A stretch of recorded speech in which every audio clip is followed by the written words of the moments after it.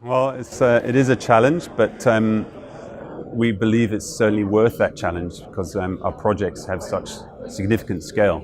But in reality, our main areas of focus currently are in Ghana, Ivory Coast, and Chad. We have dedicated teams on the ground that manage that in terms of the exploration and implementing those programs.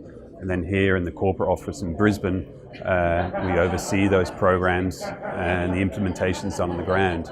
But it means a lot of late nights, lots of phone calls, and meetings face to face when we can, ideally in country on the ground, and combining that with other corporate events going on.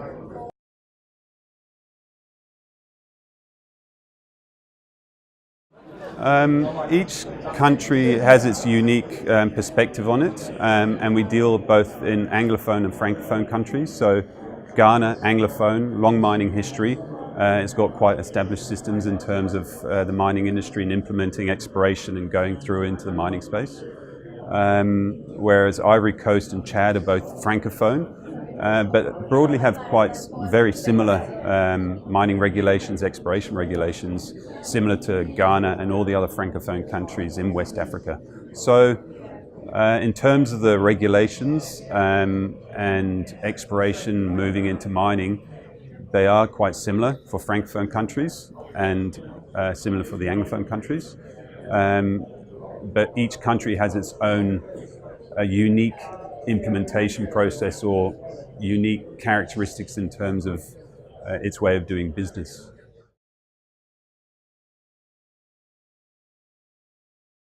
Well, I mean, Australia is a very established destination, a lot of bureaucracy and, well, systems in place to manage it. So it has a lot more red tape to go through, but a lot more clarity in terms of the system.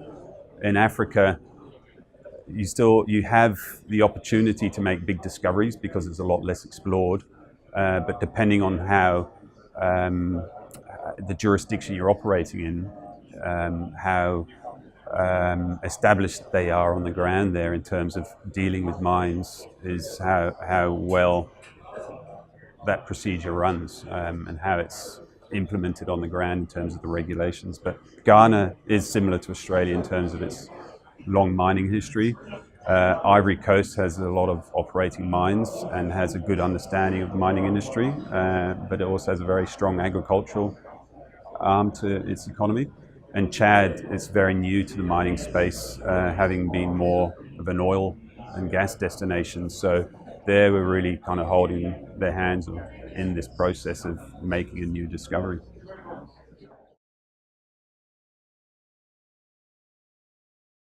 Look, it's exciting, challenging, but really it opens up. You don't have your blinkers like you have in the majors. You're not there just for one part of the business model. You have a much broader scope from the technical and implementing programs through to the meeting with village chiefs and elders, right through to ministers and even heads of state and higher up to presidential level. And then as well dealing with the more corporate side and shareholders. So it's really fascinating and a lot more fulfilling in that regard to the majors. So it's pretty exciting.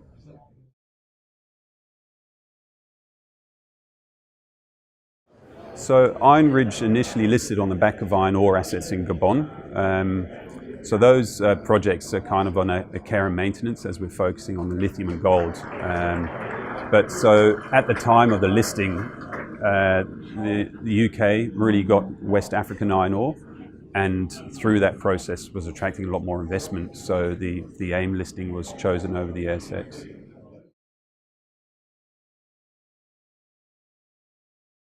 Look, IronRidge has gone through quite a transformational process over the last year or two, from being a single commodity, single country focus on iron ore in Gabon to now lithium and gold in Ghana, Chad and Ivory Coast. So now that we've gone through that transformational process, we really are starting to get that story out. So events such as this, Mines and Money, and other conference events really do help start building up your profile in that space.